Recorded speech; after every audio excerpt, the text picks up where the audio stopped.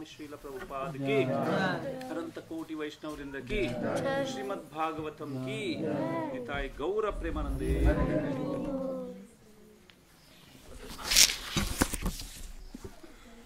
ओम नमो भगवते वासुदेवाय। ओम नमो भगवते वासुदेवाय। ओम नमो भगवते वासुदेवाय। ओम नमो भगवते वासुदेवाय। ओम नमो भगवते वासुदेवाय। ओम नमो भगवते वासुदेवाय। శ్రీమద్భాగవతం 17వ అధ్యాయం శ్లోకం 1 నుంచి 4 వరకు భాష్యం లేదు, నేను చదువుతాను, మీరు అది చదవవసరం లేదు. మైత్రేయ ఉవాచ.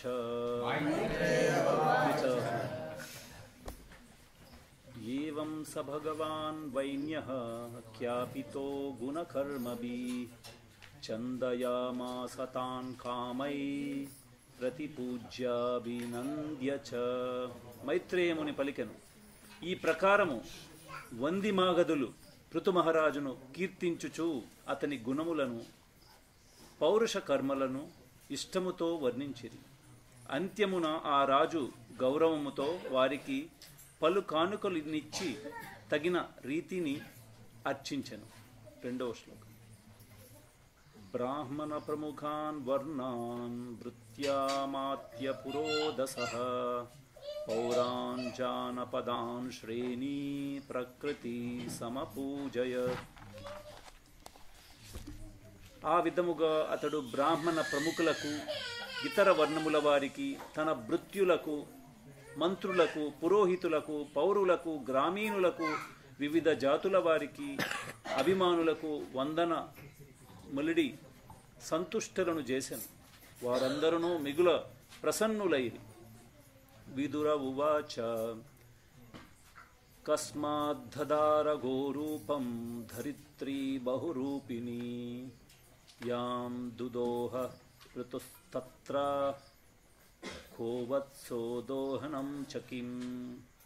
విదురుడు మైత్రేయముని ప్రశ్నించను, ఓ బ్రాహ్మణ శ్రేష్ఠ, బహురూపిణీయగు భూదేవి ఎందులకు గోరూపమును ధరించెను? పృథు మహారాజు ధరణినెప్పుడు పితికెను? ఆ కార్యమునకు ఎవరు దూడగానైరి? దానికి దోహన పాత్ర ఏది? 4వ శ్లోకం.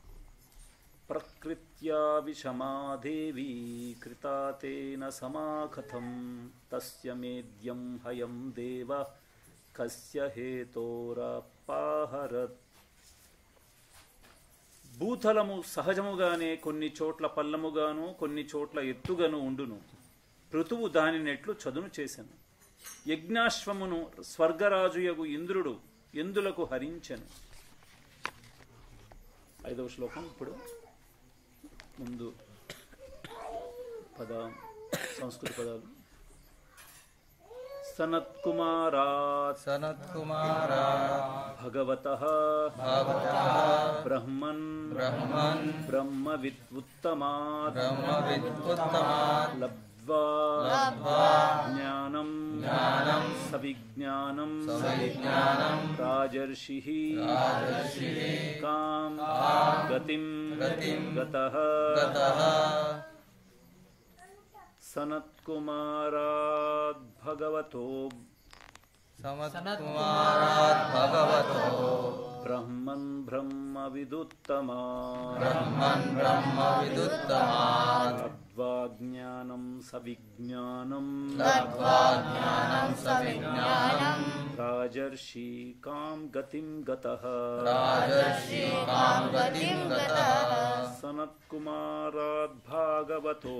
సనత్కుమారాద్ భాగవతో బ్రహ్మన్ బ్రహ్మవిదుత్తమాత్ లబ్ధ్వా జ్ఞానం సవిజ్ఞానం రాజర్షి కాం గతిం గతః. సనత్కుమారాద్ భగవతో బ్రహ్మన్ బ్రహ్మ విదుత్తమా బ్రహ్మన్ బ్రహ్మ విదుత్తమా లబ్ధ్వా జ్ఞానం సవిజ్ఞానం లబ్ధ్వా జ్ఞానం సవిజ్ఞానం రాజర్షీకాం గతిం గతః రాజర్షికాం గతిం గతః సనత్కుమారాద్ భగవతో బ్రహ్మన్ బ్రహ్మ విదుత్తమాత్ లబ్ధ్వా జ్ఞానం సవిజ్ఞానం రాజర్షి కాం గతిం గతః సనత్కుమారాద్ భగవతో మన్ బ్రహ్మ విదుత్తమాత్ బ్రహ్మన్ బ్రహ్మ విదుత్తమాత్ లబ్ధ్వా జ్ఞానం సవిజ్ఞానం లబ్ధ్వా జ్ఞానం సవిజ్ఞానం రాజర్షికాం గతిం గతః రాజర్షికాం గతిం గతః సనత్కుమారాద్ భగవతో బ్రహ్మన్ బ్రహ్మ విదుత్తమాత్ లబ్ధ్వా జ్ఞానం సవిజ్ఞానం రాజర్షికాం గతిం గతః సనత్కుమారాద్ భగవతో బ్రహ్మన్ బ్రహ్మ విదుత్తమాత్ బ్రహ్మన్ బ్రహ్మ విదుత్తమాత్ లబ్ధ్వా జ్ఞానం సవిజ్ఞానం లబ్ధ్వా జ్ఞానం సవిజ్ఞానం రాజర్షికాం గతిం గతః రాజర్షికాం గతిం గతః సనత్కుమారాద్ భగవతో సనత్కుమారాద్ భగవతో బ్రహ్మన్ బ్రహ్మ విదుత్తమాత్ బ్రహ్మన్ బ్రహ్మ విదుత్తమాత్ లబ్ధ్వా జ్ఞానం సవిజ్ఞానం లబ్ధ్వా జ్ఞానం సవిజ్ఞానం రాజర్షికాం గతిం గతః రాజర్షికాం గతిం గతః ప్రతిపదార్థం సనత్కుమారాత్ సనత్కుమారాత్ సనత్కుమారుని నుండి సనత్కుమారుని నుండి భగవతః భగవతః పరమశక్తిమంతుడు పరమశక్తిమంతుడు బ్రహ్మన్ బ్రహ్మన్ బ్రాహ్మణోత్తమ బ్రాహ్మణోత్తమ బ్రహ్మవిత్ ఉత్తమాత్ బ్రహ్మవిద్ ఉత్తమాత్ వేదజ్ఞాన పారంగతుడు వేద జ్ఞానం పారంగతుడు లబ్ధ్వా పొందిన పిదప పొందిన పిదప జ్ఞానం జ్ఞానం జ్ఞానమును జ్ఞానమును సవిజ్ఞానం సవిజ్ఞానం ఉపయోగమున పెట్టుటకు ఉపయోగమున పెట్టుటకు రాజర్షి రాజర్షి రాజర్షి రాజర్షి కాం కాం ఎట్టి ఎట్టి గతిం గతిం గమ్యమును గతః గతః పొందెను పొందెను భావం భాష్యం శ్రీల ప్రపద ద్వారా భావం రాజర్షి యగు పృథువు వేదజ్ఞాన పారంగతుడగు సనత్కుమారుని నుండి జ్ఞానమును బడసెను.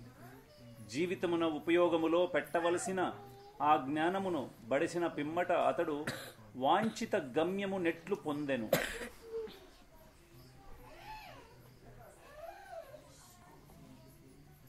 భాష్యం. గురు శిష్య పరంపరను కలిగిన వైష్ణవ సాంప్రదాయములు 4 కలవు. ఒక సాంప్రదాయము బ్రహ్మ నుండి, వేరొక సాంప్రదాయము లక్ష్మీదేవి నుండి, మరొకటి సనత్ కుమారాది కుమారగణము నుండి, ఇంకొకటి శివుని నుండి ఆరంభమైనవి. ఈ 4 సాంప్రదాయములు ఇంకనూ కొనసాగుతున్నాయి. ఋతుమహారాజు వివరించినట్లుగా దివ్యమగు వేదజ్ఞానమును పొందగోరువాడు ఈ 4 ఒక దాని నుండి గురువును స్వీకరించవలను. ఈ 4 సాంప్రదాయములలో ఏదో ఒకదాని నుండి స్వీకరింపనిదే మంత్రము కలియుగములో ప్రభావశూన్యమగునని, ఆ మంత్రము పనిచేయదని చెప్పబడినది.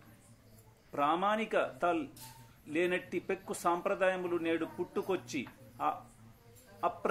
అప్రమాణికమగు మంత్రములనిచ్చి జనులను మోసగించుచున్నవి. ఆ కుహానా సాంప్రదాయమునకు చెందినవారు వైదిక నియమ నిబంధనను ఏమాత్రము పాటింపరు. అనేక రకములగు పాపములకు అలవాటు పడిన వారు జనులకు మంత్రదీక్ష నొసగుచూ తప్పుదారి పట్టింతురు. అయినను బుద్ధిమంతులు అట్టి మంత్రములను ఎన్నడూనూ ఫలవంతములు కావని ఎరిగియుండి అటువంటి ఆధ్యాత్మిక సంగములకు ఆశ్రయం ఇవ్వకుందురు. అట్టి అర్ధరహితమగు సాంప్రదాయములు విషయమున జనులు అతి జాగరూకులై ఉండవలెను. అదృష్టహీనులైన జనులు ఈ యుగమున ఏదో కొంత ఇంద్రియ భోగమునకై ఈ నామమాత్ర సాంప్రదాయములు నుండి మంత్రదీక్షను పొందుచుందురు. కానీ మనుజుడు జ్ఞానమును ప్రామాణికమకు సాంప్రదాయము నుండియే స్వీకరించవలనని పృథువు ఆచరణాత్మకంగా చూపాను. అందువలననే అతడు సనత్కుమారుని గురువుగా స్వీకరించను. ఓం అజ్ఞానతిమిరాంధస్సు జ్ఞానాంజనశ్లాకయ చక్షురున్మిలితం యేన తస్మై శ్రీ గురవే నమః. శ్రీ చైతన్య మనోభీష్టం స్థాపితం యేన భూతలే స్వయం రూపకదా మహ్యం దదాతి సుఖదాంధికం.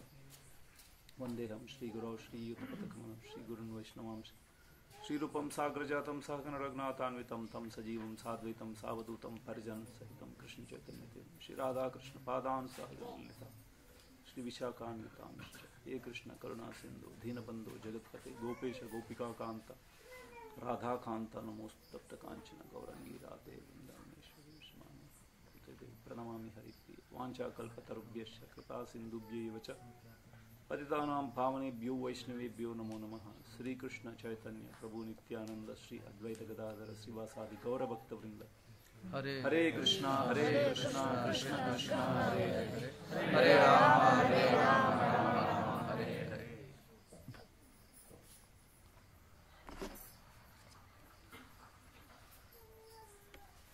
17వ అధ్యాయం పేరు పృథు మహారాజు ధరణిపై కోపించుట. మనందరికీ శ్రీమద్ భాగవతం ఎలా ప్రారంభమైంది, ఎలా అది ముగిసింది మనకి కొంతవరకు తెలుసు. పరీక్షిత్ మహారాజుకి శాపం శృంగి ద్వారా లభించుట, ఆ మధ్యలో పరీక్షిత్ మహారాజు మొత్తం భాగవతాన్ని సుఖదేవ్ గోస్వామి ద్వారా వినడం, అదే చర్చ జరుగుతూ మైత్రేయ విదురుడి మధ్య సంభాషణ అంతా వివరిస్తున్నారు, అదే అడుగుతున్నారు. ఇక్కడ మైత్రేయ విదురు సంవాదం జరుగుతుంది, అందులోనే భాగవతం అంతా జరుగుతుంది. అంత సమయంలో 11-12వ స్కందంలో ఏ విధంగా తక్షకుడు వచ్చి పరీక్షిత్ మహారాజ్ని కాటు వేయడం, పరీక్షిత్ మహారాజ్ యొక్క దివ్య శరీరం ఇక్కడ అంటే ఆయన ఆధ్యాత్మిక శరీరం ఏదైతే ఉందో అది ఆధ్యాత్మిక లోకం, ముఖ్యంగా వైకుంఠం వెళ్ళడం, ఆయన భౌతిక శరీరం ఇక్కడే బూడిద భస్మ అయిపోవడం, ఆ విధంగా చూస్తాం. పరీక్షితుని కొడుకు దాన్ని చాలా గంభీరంగా తీసుకున్నాడు. ఏ విధంగా శ్రమికముని శృంగి గంభీరంగా తీసుకున్నాడో దీన్ని పరీక్షిత్ మహారాజు యొక్క పుత్రుడు జన్మేజయుడు ఆయన దీన్ని చాలా గంభీరంగా తీసుకున్నాడు. అంటే మొత్తం ఈ సర్పజాతిని మొత్తం నాశనం చేయాలనుకున్నాడు. అందుకోసం చాలా పెద్ద యజ్ఞాన్ని కోసం పూనుకున్నాడు. సర్పయాగం అంటారు. సర్పయజ్ఞంలో మొత్తం మొత్తం ఈ బ్రహ్మాండంలో ఉన్న అన్ని సర్పజాతులన్నీ దాని మీద అగ్నిలో బూడిదవ్వడానికి ఆయన పూనుకున్నాడు. ఒక్కొక్క మంత్రం వేస్తుంటే అవి పరిగెట్టి అంటే ఆ లోకాల నుంచి వచ్చేసి అందులో పడిపోతున్నాయి. ఆ విధంగా జరుగుతుంది. అయితే ఈ యజ్ఞం చాలా పెద్ద యజ్ఞం, ఇది చాలా చిన్న యజ్ఞం కాదు, చాలా ఎక్కువ సమయం. ఆ సమయం మధ్యలో కొన్నిసార్లు విరామం ఉండేది జన్మేజయుడికి. ఆ యజ్ఞం చేస్తున్నాడు, మధ్య మధ్యలో విరామం. ఆ విరామంలో మొత్తం సూత గోస్వామి ద్వారా మొత్తం అన్నీ వినేశాడు. అందులోనే ఇప్పుడు మహాభారతం మనం చదివామంటే అది అక్కడ జరిగిన చర్చే. సూత గోస్వామి ద్వారా జన్మేజయుడు ఏది, అందుకోసం మీరు ఎప్పుడప్పుడు చదివే జన్మేజయ వివాచ వస్తుంది. చాలా శాస్త్రాలు, చాలా పురాణాలు సూత గోస్వామి ద్వారా. సూత గోస్వామి ఏంటంటే ఉగ్రశ్రవ, ఆయన ఉగ్రంగా శ్రవణం చేశాడు. కాబట్టి ఇక్కడ శ్రవణం చేయడంలో ఉగ్రంగా జన్మేజయుడు తయారయ్యాడు. అంటే మధ్యలో సమయం దొరికిందంటే వెంటనే ఏదో ఒకటి భగవంతుడి యొక్క పురాణం, భగవంతుడి చర్చ వినడంలో. అది ఇప్పుడు నేను ఎందుకు చెప్తున్నాను, అది దాని గురించి బృహత్ భాగవతామృతలో సనాతన గోస్వామి వర్ణిస్తూ ఆ వృత్తాంతంలో ఈ ప్రముఖత ఏంటి, భాగవతం యొక్క భగవంతుడి యొక్క లీలలు శ్రవణం యొక్క ప్రాముఖ్యత ఏంటి చూపించడానికి ఇది నేను తెలియజేస్తున్నాను. అక్కడ సనాతన గోస్వామి తెలియజేస్తున్నాను. జన్మేజయుడికి ఎప్పుడైతే భగవంతుని యొక్క చర్చ జరుగుతున్నప్పుడు ఇంకా అంతం అయిపోద్దనే భయం పుట్టుకుంటుందంట. అంటే అంటే మనకు వినలేనివి, ఎప్పుడు చర్చించనివి, ఎప్పుడు తెలియనివి, ఏదో ఒక చర్చ జరుగుతున్నప్పుడు ఆయనకి కంపన లేచిపోద్దంటే ఎప్పుడైతే అది వృత్తాంతం ముగిసిపోద్దేమో, ఇప్పుడు భగవంతుడి గురించి చర్చ ఆగిపోద్దేమో అనే ఇది భయం అనేది పుట్టుకొస్తుందంట అయిపోయి ఏదైనా వృత్తాంతం. అంటే ఏ స్థితిలో ఉన్న వాళ్ళు వారు, మనకి ఏ స్థితిలో ఉన్నాం, మనకి ఎప్పుడు అయిపోద్దా అసలు, లేకపోతే క్లాస్ లేకపోతే ఈరోజు ఏం క్లాస్ లేదు, టైంలో వెళ్ళిపోవచ్చు, ఏదో కీర్తన జరుగుతుంది అంటే ఏ పరిస్థితిలో ఉన్నవాళ్ళు, మనం ఏ పరిస్థితిలో ఉన్నాం ఇది తెలుసుకోవాలి. అంటే చెప్పేవాళ్ళు కూడా అవసరమే. సూత కోసం అక్కడ చెప్తున్నాడు, మనకి చెప్పేవాళ్ళు రకరకాలు ముందు వెనక చెప్తున్నారు. మనకి నిద్రపోకుండా మనమే చేస్తాం, ఎంత వేగం ముగిసిపోవాలి, వెళ్ళిపోవాలి, పాలుంటే ఇంట్లో తాగేయాలి, బెల్లం కలుపుకొని కొంచెం.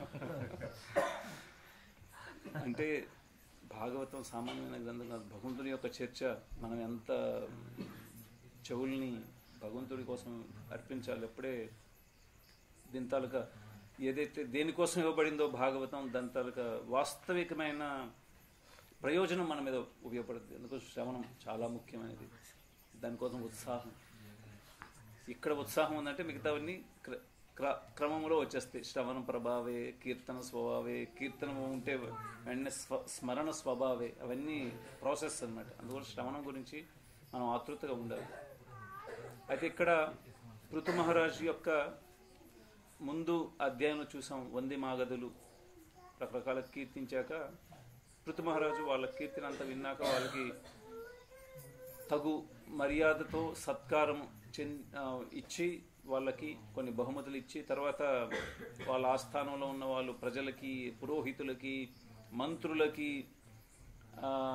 ఇంకెంతోమందికి, ఎంతోమంది బ్రాహ్మణులకి అందరికీ దానాలు చేసి అవుతుంటే మైత్రేయ ముని మళ్ళా ప్రశ్న అడుగుతారు. దానికి విదురుడు జవాబులు ఇస్తున్నాడు. ఇక్కడ ఏంటంటే ఈ భూదేవిని గోమాతగా ఎందుకు అవ్వాల్సి వచ్చింది, పృథు మహారాజు ఎందుకు దాన్ని తాలూకా పాలు పితకాల్సి వచ్చింది, ఎవరు దూడగా అయ్యారు, ఇవన్నీ ప్రశ్నలు అడుగుతున్నారు ఇక్కడ. దానిలో భాగంగానే ఇక్కడ ఇంకా ముందు చెప్తున్నారు, ఆయన సనత్ కుమారుని నుంచి ఈ ఆధ్యాత్మిక శిక్షని పొందడం అంటే భగవంతుని అవతారం అయినప్పటికీ, ఈయన శక్త్యావేశ అవతారం అయినప్పటికీ ఒక గురువుని అంగీకరించారు. ఏ విధంగా మనం ముందు కూడా చాలా మంది భక్తుల ద్వారా విన్నాం. భగవంతుడు స్వయంగా కృష్ణుడు వచ్చినా ఎప్పుడైతే ఇక్కడ నరలీలలు చేస్తారో ఇక్కడ ఉన్న నియమాలకు తగ్గట్టుగా వాళ్ళు నడుచుకుంటారు. రాజుగా వ్యవహరించాడు, కొన్నిసార్లు గోపాలుడిగా వ్యవహరించాడు. ఇక్కడ కూడా సాందీపన ముని ఆశ్రమంలోకి వెళ్ళి ఆయన శిక్షణ తీసుకున్నాడు. అదేవిధంగా రాముడుగా వచ్చినప్పుడు వశిష్ఠుని గురువుగా తీసుకోవాల్సి వచ్చింది, ఆయన తీసుకున్నారు. ఆ విధంగా అంటే గురువు యొక్క ప్రాముఖ్యత ప్రభుపాదులు ఇక్కడ వర్ణిస్తున్నారు ఈ భాష్యంలో. ముఖ్యంగా ఏవైతే వైష్ణవ సాంప్రదాయాలు ఉన్నాయో మన ముఖ్యంగా ఇక్కడ భారతదేశంలో లేదా భూమండలంలో ముఖ్యంగా 4 చెప్పబడింది. మొదటి బ్రహ్మ సంప్రదాయం, లక్ష్మీ ద్వారా శ్రీ సంప్రదాయం, తర్వాత కుమార సంప్రదాయం. ఎవరైతే సనత్ కుమారు, ఈ 4 కుమారుల ద్వారా వచ్చింది, బ్రహ్మ యొక్క మానసపుత్రులు వీరు, వారి ద్వారా వచ్చింది కుమార సంప్రదాయం. తర్వాత రుద్ర సంప్రదాయం శివుడి ద్వారా వచ్చింది. అంటే శివుడు కూడా వైష్ణవ ధర్మాన్ని ఒక పరంపర ప్రారంభించింది. ఇప్పుడు చూసారంటే ఈ జిల్లాలో ఎక్కువ మంది భవిష్యత్తులో భక్తులు కాగలరు అంటే దానికి శివుడు చాలా ఉత్తమంగా తోడ్పడుతున్నాడు. ఏ విధంగా? ముఖలింగం. చూసారు? ఈ విధంగా మీరు భవిష్యత్తులో ఇది పెద్ద కూర్మగ్రామం అనేది పుణ్యక్షేత్రం అయిపోద్ది. ఇప్పుడు కూడా అయిపోయింది పుణ్యతీర్థ. అది మహారాజు కూడా ముందుకు చెప్పారు. అంటే భక్తులు అవ్వడానికి యాక్చువల్లీ చాలా రకరకాల కారణాలు ఉన్నాయి. ఇదే ఇంకెక్కడ స్థాపిస్తే ఇంతమంది రారేమో. కొండలు కోనలు ఇవన్నీ అవ్వచ్చు, ఈ పచ్చదనం అవ్వచ్చు, కానీ శివుడు చాలా ఉపయోగపడుతున్నాడు. ఇక్కడ వచ్చే వాళ్ళు చూడండి, ఎక్కువ మంది ముఖలింగం దర్శనం కోసం వస్తున్నారు. ఇక దగ్గరే అని అక్కడ కూడా వాళ్ళు ప్రమోషన్ స్టార్ట్ చేశారు. అక్కడ ఎవరైతే పార్కింగ్ లో ఉన్నాడో అతను అందరికి చెప్తున్నాడు, ఇక్కడ దగ్గరే ఉంది కూర్మగ్రామం, వెళ్ళండి, అక్కడ ప్రసాదం అందిస్తారు, అన్నీ చేస్తారు అని ప్రచారం ప్రారంభం చేశాడు. అక్కడ ప్రతి ఒక్కరికి కూపన్ ఇస్తున్నప్పుడు. తర్వాత అక్కడ ఆటో వాళ్ళు అలా కూడా వాళ్ళకి కూడా గిరాకీ తీసుకెళ్ళడానికి తేవడానికి టూరిజం. ఇప్పుడు టూరిజం డెవలప్ అవుతుంది చాలా పెద్ద. ఇప్పుడు అందరికీ టూరిజం. ఇప్పుడు ఏవైతే ఎల్లో బోర్డ్స్ కార్లు వస్తున్నాయో, లేకపోతే ఈ మ్యాజిక్లు ఇవన్నీ వస్తున్నాయి, వాళ్ళు కూడా ప్రమోట్ చేస్తున్నారు. ప్రతి ఊరు వాడ కూర్మగా వెళ్ళి చూడండి, వాళ్ళు మాత్రం ఎక్కడ రారు, అక్కడే ఉంటారు. వాళ్ళకి తెలిసి ఏముంది ఇక్కడ. మహారాజ్ అదే ప్రశ్న. మహారాజు ఇక్కడ మొదటిసారి వచ్చినప్పటికీ అక్కడ గ్రౌండ్లో మనం ప్రోగ్రామ్ చేసాం. ఎందుకు ఇంతమంది వస్తున్నారు, అందరి ముందు అడిగారు ఏముంది ఇక్కడ. కానీ చాలా మంది అనుకుంటారు ఏముంది ఇక్కడ, అందరు చూసి వస్తున్నారు వచ్చేస్తున్నారు, ఏం లేదనుకుంటే చాలా మంది అనుకుంటున్నారు మా ఊరు వెళ్ళి వచ్చేసి గట్ల మీద తిరిగేసంటే సరిపోద్ది కదా, ఇక్కడికి వచ్చినా అదే విధంగా. కానీ వాళ్ళు మోసపోతున్నారు. ముఖ్యంగా వచ్చిన వాళ్ళు ఎక్కువగా ఈ ప్రకృతి సౌందర్యం, లేకపోతే ప్రకృతి రమణీయత, లేకపోతే ఏదో పాతకాలం పద్ధతులు, కరెంట్ లేకుండా జీవిస్తున్నారు, లేకపోతే ఇవన్నీ చూసుకుంటారు. ఏదో దర్శనం అయింది, ఇవన్నీ ప్రసాదం దొరుకుతుంది అది. కానీ ముఖ్యంగా ఎవరికైతే ఈ భాగవత్ సందేశం లభించదో వాడు మోసపోయినట్టే. ఎవరో ఒకరు భక్తుల ద్వారా కలిసి ఒక పుస్తకం తీసుకెళ్ళినా, లేకపోతే ఒక భాగవతం, లేకపోతే భక్తుల ద్వారా విన్నాడంటే, కొంచెం ఆత్మజ్ఞానం విన్నాడంటే వాడు ఉద్ధరింపగలడు. అంటే దీనికి తోడ్పడుతుంది. చాలా మంది ఈ ముఖలింగం దర్శనం చేసిన వాళ్ళు వస్తున్నారు. అంటే శివుడు ఆ విధంగా తోడ్పడుతున్నాడు. ఎక్కువగా మీరు చూసారంటే బృందావనంలో కానీ మాయాపూర్లో కానీ శివుడు ఆ క్షేత్రానికి మహాదేవ్ క్షేత్రపాలకుడు ఆ క్షేత్రానికి ఒక విధంగా తోడ్పడుతున్నాడు ఈ విష్ణు భక్తికి ముందుకు తీసుకెళ్ళడానికి. ఆ విధంగా మనం అనుకోవచ్చు. భవిష్యత్తులో అంటే నేను ఇంతకుముందు ఏదో కంపెనీలో జాబ్ చేస్తున్న మా డీలర్స్ కొత్తగా స్టార్ట్ అయినప్పుడు ఏంటి ఉపయోగిస్తారంటే, వాళ్ళు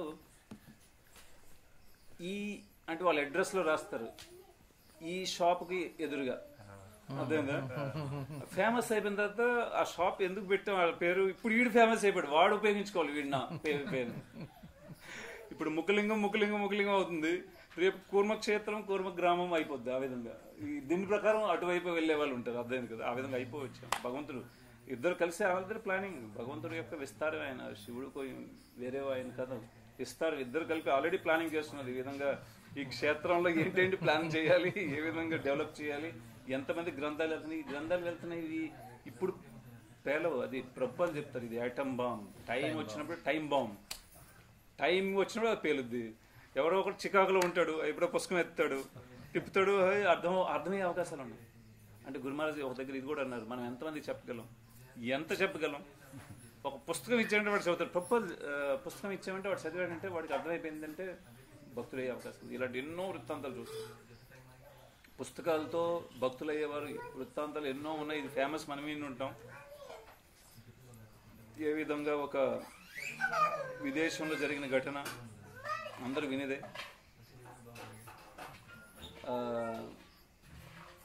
ఆత్మహత్య చేసుకోవాలనుకున్నాడు ఒక అతను, రకరకాల మార్గాలు వెతకాలనుకోండి. ఇప్పుడైతే గూగుల్లో టైప్ చేసామంటే వచ్చేస్తుంది ఏ విధంగా ఆత్మహత్య చేసుకుంటే మనకి తక్కువ సమస్యలు.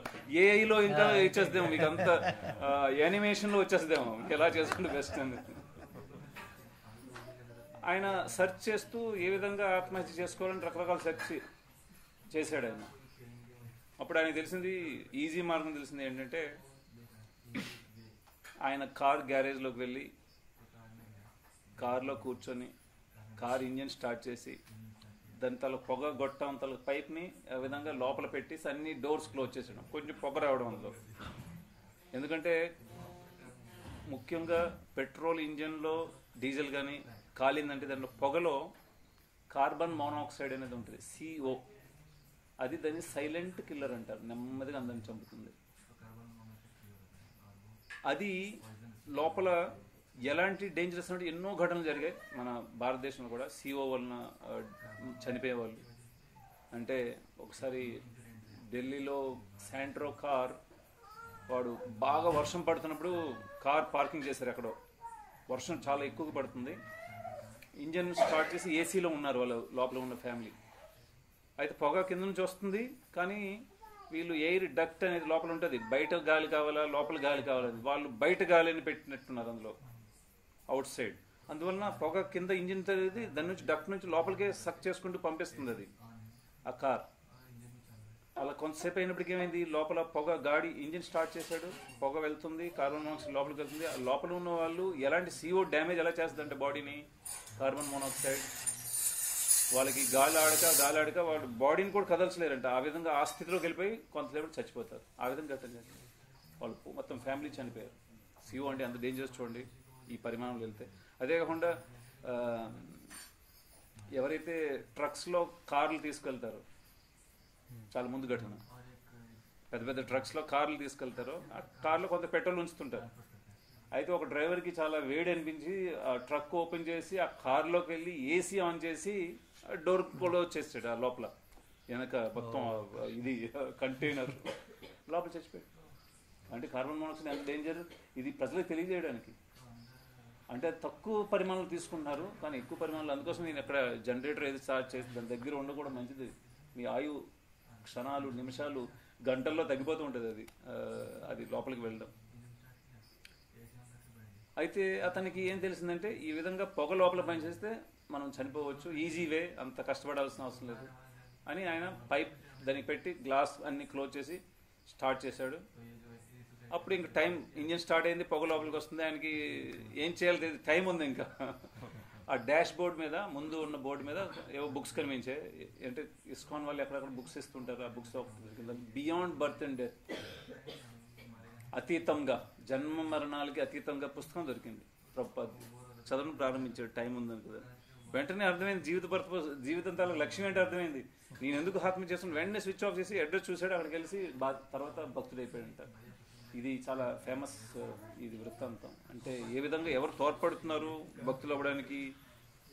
ఇది ముఖ్యంగా ఏంటంటే ఈ 4 సాంప్రదాయాల్లో బ్రహ్మ సాంప్రదాయం నుంచి మనం వస్తాం. బ్రహ్మ, మధ్వ, గౌడీయ సాంప్రదాయం నుంచి ప్రామాణికమైన సాంప్రదాయం ఏదైతే లక్ష్మీ ద్వారా వచ్చిందో శ్రీ సంప్రదాయం, దాన్ని రామానుజాచార్యులు ముఖ్యంగా ప్రచారం చేసింది. ఇప్పుడు చూస్తే చిన్న జిఆర్ స్వామి వీళ్ళందరూ రామానుజ సంప్రదాయం చెందిన.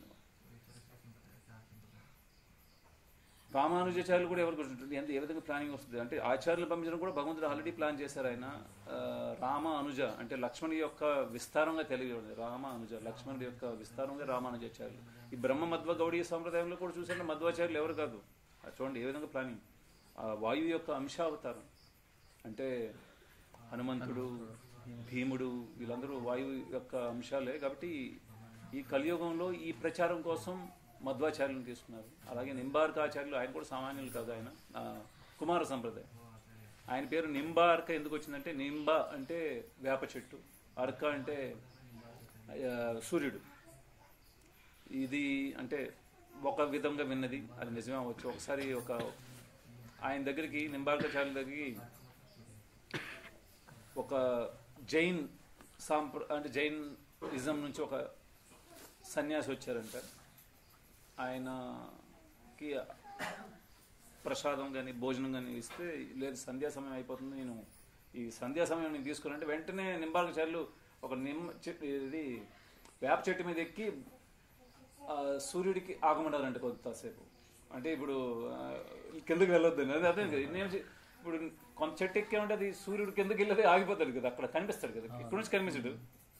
కొంచెం ఎక్కాడంటే కనిపిస్తుంది. ఆ ఎక్కి ఆగమంటే ఆగిపెడితే అప్పుడు తిన్నాడంటే వైష్ణవ సన్యాసి, అప్పుడు మళ్ళీ సూర్యాస్తాలు జరిగింది. అంటే అందువల్ల నింబార్క స్వామి ఆయన సామాన్యుడు కాదు, సూర్యుడిని ఆపగలిగాడు. ఏ విధంగా భగవంతుడు అక్కడ ఆపగలిగాడు జయదత్తుడిని వృత్తాంతంలో. అంటే అంటే భక్తులు కూడా అంత శక్తి కలిగిన వాళ్ళని తెలియజేయడానికి. అలానే రుద్ర సంప్రదాయం, దీనికి విష్ణుస్వామి ద్వారా ఆయన వచ్చే తరాల్లో వచ్చిన వాళ్ళు ముఖ్యంగా అంటే ముఖ్యంగా రాజస్థాన్, గుజరాత్లో ఎక్కువగా ప్రచారం చేసిన వాళ్ళు. ఈ చైతన్య చరితామృత లీల ఇందులో కూడా వస్తుంది ఆయన గురించి. వల్లభాచార్యులు ఆయన తాలూకా పుష్టి మార్గ్ ఏదైతే ఉందో ఆయన చాలా శ్రీకృష్ణం శరణం మమ, ముఖ్యంగా వాళ్ళది ఇది ఉంటుంది ఎక్కువగా, శ్రీకృష్ణం శరణం మమ, శరణం అంటే మేము శరణం తీసుకోవాలనుకుంటున్నాం శ్రీకృష్ణుని అని చెప్తుంటారు.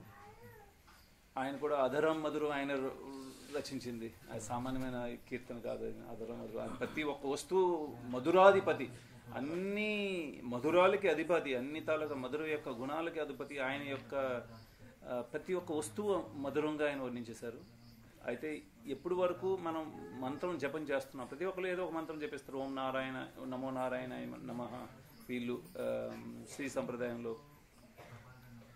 ఏది చేసినా ఈ 4 సాంప్రదాయాల ద్వారా ఒక దీక్ష తీసుకొనిదే, ఈ 4 సాంప్రదాయాల యొక్క గురువు యొక్క ఆశ్రయం తీసుకునేది ఆ మంత్రం ద్వారా ఫలితం అంత ఉండదు. అందువల్ల కొత్తగా వచ్చిన వాళ్ళు ఎవరైతే ఉన్నారో ముఖ్యంగా మంత్రం చెప్పిస్తున్నారు, దాని ఫలితం లభిస్తుంది. కానీ సాంప్రదాయంలో గురువు ద్వారా దీక్ష తీసుకోవాల్సిన అవసరం ఉంది. అందుకోసం గురువు చాలా ముఖ్యమైన ఆయన ప్రతినిధి, భగవంతుడికి మధ్యలో లింక్ అనమాట. ఆయన లింక్ లేకపోతే మరి భగవంతుడితో మన సంబంధం అనేది ఏర్పడదు. అందుకోసం గురువు చాలా ప్రధానమైన ప్రతినిధి. ఆయన ప్రాతినిధ్యం మనం తీసుకోవాల్సిన అవసరం ఉంది. లేకపోతే మనం అనాథలు అయిపోతాం. ఒకటి నాథుడు, మీకు ఒక నాథుడు ఉండాలి. ఆ నాథుడు శ్రీనాథుడై ఉండాలి, లక్ష్మీనాథుడు, శ్రీకృష్ణుడై ఉండాలి. లేకపోతే అనాథ. అందుకోసం మనం ఈ తులసిమాల వేసుకుంటాం. ఏ విధంగా దీని గురించి మనం వింటుంటాం ఏమంటే, మున్సిపాలిటీ వాళ్ళు కుక్కలు తీసుకెళ్తుంటారు సిటీస్లో. కుక్కలు పట్టుకొని వాళ్ళ బోన్లో వేసేస్తుంటారు, తీసుకెళ్ళిపోతారు. కానీ ఏదైనా కుక్క మెడలో ఏదైనా బెల్ట్ ఉందంటే వాళ్ళు పట్టుకోరు. ఇది ఎవరో నాథుడు ఉన్నాడు దీనికి, ఎవరో ఒకరు పెంపుడు కుక్క అని తెలిసిపోతుంది. అందుకోసం ఇది మనం వేస్తే యమదూతలకి ఆల్రెడీకి యమరాజ్ చెప్పేశాడు వైష్ణవుడు ఎలా ఉంటాడు, ఏ విధంగా తిలకధారణ ఉంటుంది, వాడి యొక్క దుస్తులు ఎలా ఉంటాయి, వాడికి ఇవన్నీ ఉంటాయని శ్రీమద్ భాగంలో వివరించాడు. అందుకోసం ఇవన్నీ అవసరమైన ముఖ్యం. అందుకోసం రాత్రి పడుకున్నప్పుడు తిలక ఉండాలి చెప్తారు. వైష్ణు అంటే యమదూతలకు తెలియాలి వీడు విష్ణు భక్తుడని. అకాల మరణం అంటే మరణం అనేది ప్రతి ఒక్కరికి వస్తుంది, కానీ అకాల మరణం నుంచి రాకుండా మనం కూడా ఇప్పుడు వైష్ణవ యొక్క దుస్తుల్లో 12 దగ్గరలో తిలకాలు ఉండడం, వాడికి తెలియదు బాడీ ఇది విష్ణువుకి వీడు సమర్పించేసిన శరీరం అని తెలియజేయాలి. అందుకోసం ప్రామాణికమైన గురువు అవసరం, లేకపోతే తెగిన గాలపట్టం ఉండదు. అంటే ఒకటి శ్రీనాథుడు, భగవంతుడు మనకి నాథుడై ఉండాలి. కానీ ఈ మధ్యలో గురువు యొక్క ప్రాముఖ్యత లేనిదే మనం అనాథలే. అయినా గురువు లభించకపోయినా మనం అనాథలే. తెగిన గాలిపటంలోకి వెళ్ళిపోతాం. మనం తెగిన గాలిపటం అవుద్ది, దానికి ఏమైనా ఎక్కడ అడ్రస్ ఉండదు, మరి ఎక్కడికి వెళ్తుందో తెలియదు, ఎందుకంటే తాడు లేదు కదా దానికి. అందుకే మొత్తం ఈ లింక్ ఉండాలి అక్కడి వరకు. ఆ లింక్ లేకపోతే మనం అంటే ఫ్రీ ల్యాన్సర్ అయిపోతాం, ఇంకా మనకి చూసేవాడు లేదు. అంటే గురువు కూడా ప్రతిరోజు కార్యకలాపాలు చూడదు కదా, మనం రోజు ఏం చేస్తున్నాం ప్రతి ఒక్క గురువు కూడా చూడదు. గురువు యొక్క ప్రతినిధి కూడా చాలా ముఖ్యమైన ప్రతినిధి కూడా ప్రాపర్లీ ట్రైన్డ్ ఉండాలి. కలియుగంలో ఉన్నాం కాబట్టి ఎలాంటి ప్రతినిధులు లభిస్తారు మనకి అంటే ప్రతి ఒక్కరికి భగవంతుడి యొక్క ఏ విధంగా ప్లాన్ చెప్తున్నానో ఆ ప్లాన్ ప్రకారం వైకుంఠపాలి ఎలాగుంటుంది, వైకుంఠాన్ని చేరడం, మధ్యలో పావున నిచ్చెనలు ఉంటాయి. ప్రతి ఒక్కరు ఈ భౌతిక ప్రపంచంలో వచ్చినవాడు ఈ వైకుంఠపాలిలో తిరుగుతున్నాడు మొత్తం. అంటే కొంతమంది నిచ్చెన పట్టుకొని ఎక్కుతున్నారు, యోగ సాధన ద్వారా ఎక్కుతున్నారు, మీదకి ఎక్కుతున్నారు. కొంతమంది ఈ భౌతిక లోకాలను తిరగడానికి పాముల ద్వారా మింగంపడి మళ్ళీ అధమ లోకాలకు వెళ్తున్నారు. కొంతమంది మీద లోకాలకి 14 లోకాల్లో భ్రమణమే చేస్తున్నారు. వాడికి ఆ విధంగా ఆ బుద్ధి నాశనం అయ్యే విధంగా భగవంతుడి యొక్క మొత్తం సాఫ్ట్వేర్ ప్రోగ్రామే వస్తుందంట. వాడు చేస్తున్న అన్ని రికార్డెడ్ అంత కంప్లీట్లీ. అది దేనికి తోడ్పడుద్ది, ఎక్కడ డిసైడ్ అవుద్ది, అంత సమయంలో వాడు చేసే స్మరణ ఏంటి. ఎం వాపి స్మరణ భావం త్యజత్ అంతే కలేవరం. ఈ శరీరం కలేవరం విడిచిపెట్టేప్పుడు వాడి భావన ఏంటి, అది డిసైడ్ చేస్తుంది నెక్స్ట్ లైఫ్. వీటన్నిటికీ పూర్తి రచన, ఈ పూర్తి ప్రోగ్రామింగ్, ఇంత పెద్ద ప్రోగ్రామింగ్ ఇంత జీవులకి, అన్ని జీవులకి. అందులో మిగతా జీవులకి అన్నైతే ఫిక్స్డ్ మార్గమే ఉంటుంది. వాడికి కాలక్రమంలో అవుతూ వాటికి చెప్పబడింది. కొన్ని దగ్గరలో చెప్పబడింది సింహం ద్వారా నెక్స్ట్ లైఫ్, ఆవు ద్వారా, తర్వాత మనిషి కోతి కాదు, కోతి అయితే డార్వినిజం అయిపోద్ది. ఇది ఆధ్యాత్మిక రూపంగా అయితే మనం ముందు ఆవు గోవంశంలో ఉన్నాం, లేకపోతే సింహం ద్వారా, దాని తర్వాత మనిషి శరీరం లభిస్తుంది. అంతవరకు వాటికి ఏమి కర్మబంధన అనేది ఉండదు. వాటికి కాలక్రమం ఏదైతే డార్వినిజమే పనిచేస్తున్నట్టు అక్కడంతా. కానీ దీని తర్వాత డిసైడ్ అవుతుంది వీడు మనిషి శరీరం లభించిన తర్వాత మీదక కిందక ఎక్కడ లోకాలకు వెళ్తాడు, మళ్ళీ జంతువు అయిపోతాడా, రకరకాల జీవరాశులు తిరుగుతాడా. అలాగే భక్తులైన వాళ్ళు కూడా ఏ సాంప్రదాయంలో ఎటుపక్క వేయాలి వీళ్ళకి మొత్తం. ఎందుకంటే పెద్ద గోలోకం కూడా పెద్ద డివిజన్ కదా. గోలోకంలో ఎవరికి విష్ణువు యొక్క మహిమ ఇచ్చేయాలి, కింద నారాయణ దగ్గరే ఉంచేయాలి. వాళ్ళకి 2.5 భావంలోనే వాళ్ళకి లభిస్తుంది. అంటే మొత్తం భగవంతునితో ఉన్న మన తాలూకు సంబంధాలు ప్రధానమైనవి 5, మిగతావి ఎన్నో ఉన్నాయి. అంటే శాంతరసం, దాస్యరసం, సాఖ్యరసం, వాత్సల్య రసం, మాధుర్య రసం. ఇందులో 2.5 రసాలు మాత్రమే వైకుంఠంలో నారాయణుడితో మనకు లభించేది. మనం నారాయణ యొక్క భక్తుడైతే నారాయణ లోకంకి వెళ్తే, విష్ణు లోకంకి వెళ్ళామంటే, వైకుంఠానికి వెళ్ళామంటే ఈ 2.5 అంటే శాంతరసం, దాస్యరసం, సగం సాఖ్యరసం. కొంత డిస్టెన్స్లో ఉంచుతాడు నారాయణ, అంత ఎక్కించుకోవడం ఆయన మీద. ఆయనతో ఆటలు ఆడడం ఇవన్నీ సాధ్యం కాదు, అది మీదకి వెళ్ళాలి. రాముడు కొంచెం ఎక్కువ ఇవ్వగలడు, ఆయన కొంతవరకు కొంచెం ఆలింగనం చేసుకున్నాడేమో గుహుడిని, కొంత డిస్టెన్స్. ఆయన కూడా మర్యాద పురుషోత్తం, డిస్టెన్సెస్.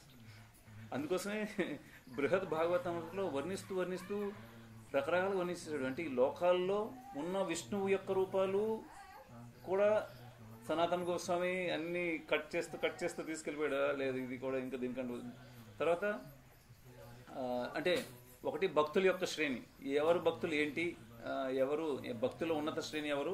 అలాగే లోకాలతో వెళ్తూ వైకుంఠం తర్వాత ఈవెన్ ఇది కూడా అయోధ్య కూడా వెళ్ళి అక్కడ కూడా రాముడు ఓకే అంతా టాటా బై బై మీదకి వెళ్తూ గోలోకం, అదే గోలోకంలో ఉన్న లీలలు అక్కడ చూసి ఆ వర్ణన చూసి గోపబాలుడు ఎవరైతే ఉన్నారో ఈయన గోపకుమార్, ఆ లాస్ట్లో అంతా చెప్తూ పరీక్షిత్ మహారాజ్ ఇదంతా చెప్పుంటాను మీకు ముందే. పరీక్షిత్ మహారాజ్ వాళ్ళ ఉత్తర తల్లికి చెప్తున్నాడు, అమ్మ నువ్వు ఇవన్నీ టార్గెట్ చేయకు, గోలోకం ఒక్కటే టార్గెట్ చేసుకో.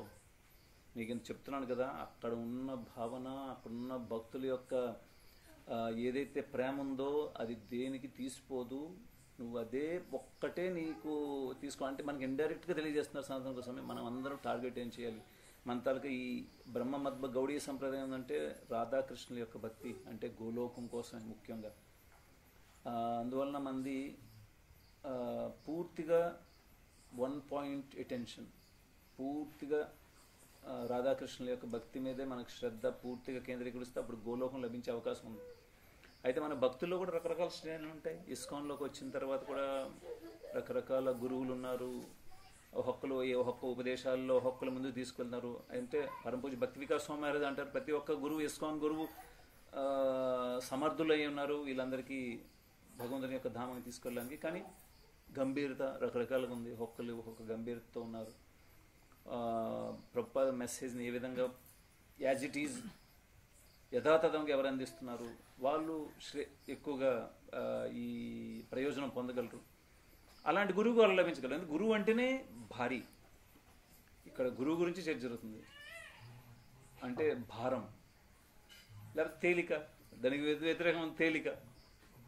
మరి తేలికపాటి గురువులు లభించారంటే ఒకవేళ గురువు చాలా ఉన్నత స్థాయిలో ఉండాలి, బరువుగా ఉండాలి, భారీ వస్తువులు మీకు పెట్టాలి, మీ మీద మీరు ఎంత మోయగలరో అంత భారం పెట్టాలి, దానికి తగ్గట్టు సేవలు ఇవ్వాలి. తేలికపాటి గురువులు ఉండొచ్చు, ఏదో ఒక చేస్తున్నాడు కదా, 10 ధర్మాలు చేస్తున్నాడు, ఏదో ఒకటి అదేవిధంగా జరుగుతుంది, అంతా వెళ్తున్నారు. మహారాజ్ ఎన్నో విధాలు ఎన్నో రకాలుగా ఇస్తారు. భక్తుల వివిధ ఒక పూట వస్తాడు, హరిబోల్ అని కూడా తిరుగుతూ వెళ్ళిపోతాడు, ఇస్కాన్ చుట్టూ తిరుగుతాడు హరిబోల్. లేకపోతే జై ప్రభుపాద్ అంటే ప్రభుపాద్ చెప్పిన వేవి పాటించడు. ఆ విధంగా ఎన్నో విధాలుగా మహారాజు సూది గుచ్చి చెప్తుంటారు అనమాట. మన శ్రేణులు మనం అర్థం చేసుకొని ఎంతవరకు తీసుకెళ్ళాలని మహారాజు తీసుకెళ్ళాలని ప్రయత్నం మహారాజు. అందువల్ల ఇక్కడ కూడా మనకి భగవంతుడు ఏదైతే బుద్ధి ఇస్తున్నాడో ప్రతి ఒక్కడికి బుద్ధి అదే విధంగా ఇస్తున్నాడు. ఎవడు ఎంత మోసపోవాలనుకుంటున్నాడో, ఎంత ప్రగతి చెందాలో దాని ప్రకారం బుద్ధి. అందువలన చాలా ముఖ్యమైనది గురువు యొక్క చాలా ప్రాముఖ్యత. గురువు ఏదైతే ఇంత భారమైన ఉపదేశం ఉందో ఆ భారంతో అందిస్తేనే వాడు ముందుకెళ్ళగలడు. లేకపోతే అందులో ఏమైనా మార్పులు చేర్పులు చేస్తే వీళ్ళు ఎంత చేయగలరు అలా చేస్తూ ఉంటే ఈ సాంప్రదాయం అనేది ముందుకెళ్ళదు. ఈ సాంప్రదాయం చాలా ముఖ్యమైనది. ముందుకు వెళ్ళాలంటే గురువు కంటే మించిన వాడు శిష్యుడైతే ముందుకు తీసుకెళ్ళగలడు సాంప్రదాయం. ఆ రోజు లక్ష్మీనాథ్ ప్రభు చాలా ముఖ్యమైన ఇంపార్టెంట్ పాయింట్ చెప్పారు దీని గురించి. ఎవరైతే రిత్విక్స్ ఉన్నారో ప్రభుపాద్ తర్వాత ఇంకా గురువు ఎవరిని స్వీకరించాల్సిన అవసరం లేదు. ప్రభుపాద్ ద్వారా ఆయనే శుద్ధ భక్తుడు. ఇంకా అంటే ఇంపార్టెంట్ అయిన పాయింట్, శుద్ధ భక్తుడు అయిన వాడు ఇంకో శుద్ధ భక్తుడు తయారు చేయకపోతే ఇంకెందుకు ఆ శుద్ధ భక్తుడు. ఇంపార్టెంట్ కదా, వాళ్ళకి కరెక్ట్ కట్ చేయాలంటే ఇదే. ఒక శుద్ధ భక్తుడు ఇంకో శుద్ధ భక్తుడిని తయారు చేయకపోతే ఇంక పరంపర ఏముంది, ఇంకేం ముందుకు తీసుకెళ్తాడు ఆయన. ప్రభుపాద అంత సామర్థ్యం ఉంది కాబట్టి శుద్ధ భక్తులను తయారు చేశారు. మరి ఆ శుద్ధ భక్తుల్ని స్వీకరించాం మేము, ఒక ప్రభుపాదని స్వీకరిస్తున్నాడు. ఇది పెద్ద ఖండన ఇది. ఈ గురు శిష్య పరంపరని కట్ చేసినట్టు, అది కత్తితో కట్ చేసినట్టు. అందువలన ఇవన్నీ చాలా జాగ్రత్తమైన అంశాలు. మనం ముందుకు వెళ్ళాలంటే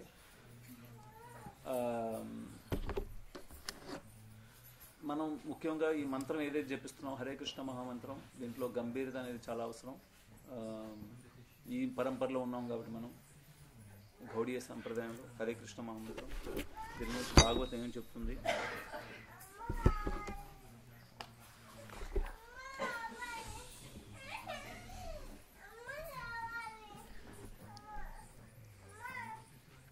ఇది శ్రీమద్ భాగవతం 11వ స్కందం 2వ అధ్యాయం 55వ శ్లోకం.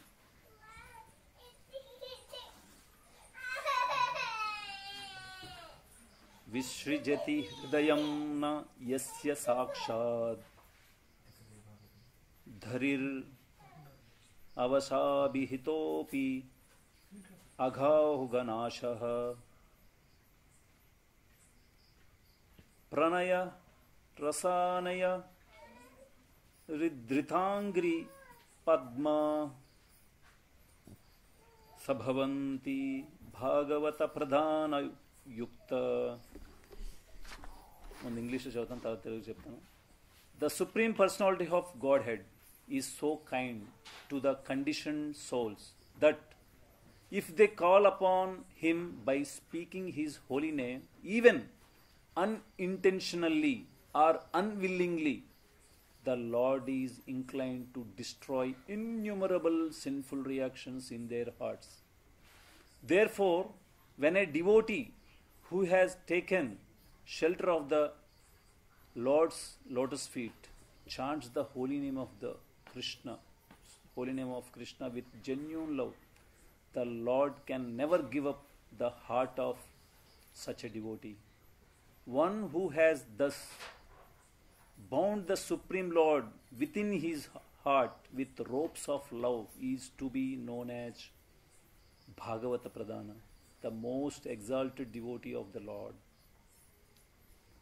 The Supreme Personality of Godhead is so kind to the conditioned souls that if they call upon him by speaking his holy name, ఇక్కడ ఏం చెప్తున్నారంటే భగవంతుడు పరమ దయామయుడు ఎవరి మీద, ఈ బద్ధజీవుల మీద. ఒకవేళ ఈ బద్ధజీవులు ఆయన యొక్క నామాన్ని కోరిక లేకుండా ఏదో విధంగా తీసుకున్నా, అంటే తెలిసి తెలియక తీసుకున్నా, భగవంతుడు వాళ్ళ యొక్క ఎన్నో జీవితాల్లో జరిగిన వాళ్ళు చేసిన పాపాలన్నింటినీ నాశనం చేసేయగలరు. చూడండి, ఒక్కసారి భగవంతుడి యొక్క నామాన్ని కృష్ణ అని తెలియకుండా లేకపోతే ఇష్టం లేకుండా ఒకసారి కృష్ణ పలికితేనే భగవంతుడు అంటే వెంటనే వాడి యొక్క ఎన్నో జన్మల యొక్క పాపాలను నాశనం చేస్తాడంటే, అంటే అంత కృష్ణ ఎంత పవర్ఫుల్ ఆయన యొక్క నామము, కృష్ణుడి యొక్క నామం. Therefore, when a devotee who has taken shelter of the Lord's lotus feet chants the holy name of Krishna with genuine love, ఒకవేళ భగవంతుని ప్రేమతో ఎవడైతే పిలుస్తాడో ఆ నామాన్ని, వాడి పరిస్థితి ఏంటి? అలాంటి వారి హృదయాల్ని భగవంతుడు ఎప్పుడు విడిచిపెట్టడంట, అంటే ప్రేమతో ఒక్కసారి హరినామం జపించడం. One who has thus bound the Supreme Lord within his heart with ropes of love, అలాంటి వాడు భగవంతుడిని శ్రీకృష్ణుడిని ప్రేమపూర్వకమైన తాళ్ళతో హృదయంలో బంధిస్తాడు. అలాంటి వాడిని భాగవత ప్రధాన అంటారు, అంటే భాగవతుల్లో చాలా ప్రధానుడు అని. అందువలన మనం ఏదైతే నామాన్ని జపం చేస్తున్నామో దాన్ని ఎంత ప్రేమతో ఉచ్చరించాలో మనం తెలుసుకోవాలి, దాన్ని చేయడానికి ప్రయత్నం చేయాలి.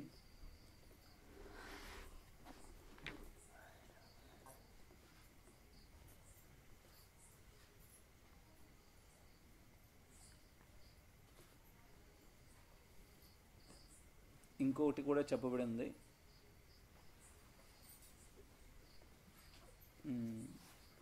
భక్తి సుధోదయ, ఇది పోయినసారి వినిపించాను లేదు. During Kaliyuga human beings with such saintly qualities are rarely found in this world. Certainly we never see many lions together in one place. ఏం చెప్తున్నారంటే ఇది చెప్పినట్టేనా నేను. కలియుగంలో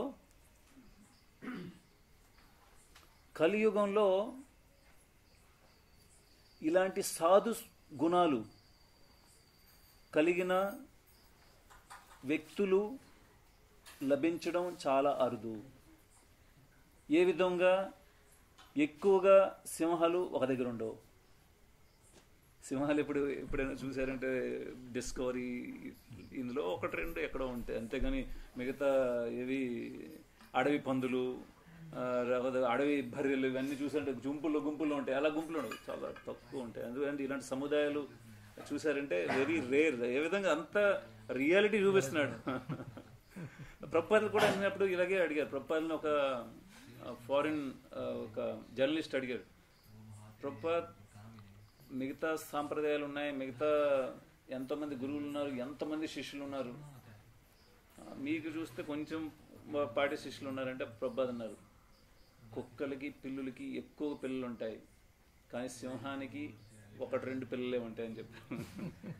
కుక్కల పిల్లలకి ఎన్నో డజన్ పిల్లలు ఉంటాయి, కానీ సింహానికి ఒకటి రెండు ఒకటే ఉంటాయి అంతే. ఎందుకంటే రారాజు కదా మొత్తం దీనికి. తర్వాత భాగవతం 11వ స్కందం 2వ అధ్యాయం 29వ శ్లోకంలో ఏం చెప్పారంటే, దుర్లభో మనుషో దేహో దేహినాం క్షణభంగురః తత్రాపి దుర్లభం మన్యే వైకుంఠ ప్రియ దర్శనం. For the condition souls the human body is most difficult to achieve and it can be lost at any moment. But I think that even those who have achieved human life can rarely gain the association of pure devotees. ఏం చెప్తున్నారు ఈ శ్లోకంలో? బద్ధ జీవులకి ఈ human అంటే ఈ మనుష్య శరీరం లభించడం అనేది చాలా అరుదు, లభించదు. ఇది క్షణభంగురం అనేది ఏ సమయంలోనే విడిచిపెట్టవచ్చు. ఈ శరీరం నేను ఎవరైతే ఉన్నానో ఈ శరీరం ఎప్పుడైనా విడిచిపెట్టవచ్చు. కానీ అలాంటి శరీరం లభించిన వాళ్ళలో చాలా అరుదు ఏంటంట, భక్తుల యొక్క సాంగత్యం లభించడం. ఎవరైతే who are dear to the lord of Vaikuntha, వైకుంఠనాథుడికి ఎవరైతే ప్రియంగా ఉన్నారో వాళ్ళ యొక్క సాంగత్యం లభించడం చాలా రేర్ అంట. ఒకటి మనుష్య శరీరం లభించడమే చాలా రేర్, చాలా అరుదు. అలాంటిది భక్తుల యొక్క సాంగత్యం లభించడం, ఇలాంటివి విడిచిపెట్టుకోవాల్సిన కోరిక ఉన్నవాడు వాడు ఇంకా ఎంత మోసపోతాడు వాడు తెలుసు. అందువలన భక్తి అనేది ఎప్పుడు భక్తులతోనే లభిస్తుందని అర్థం చేసుకున్నాను. భక్తుల హృదయాల్లో ఉంది అంటే ఉన్నతమైన భక్తుల్లో ఇంకా ఉన్నత స్థాయిలో ఉంటుంది. భక్తి మనకి ఇవ్వాలంటే భక్తులే ఇవ్వగలరు. అందుకోసం భక్తుల సాంగత్యంలో ఉంటేనే మనం భక్తులు ముందు పురోగతి చెందాలి. అన్ని శాస్త్రాలు తాగు సార్.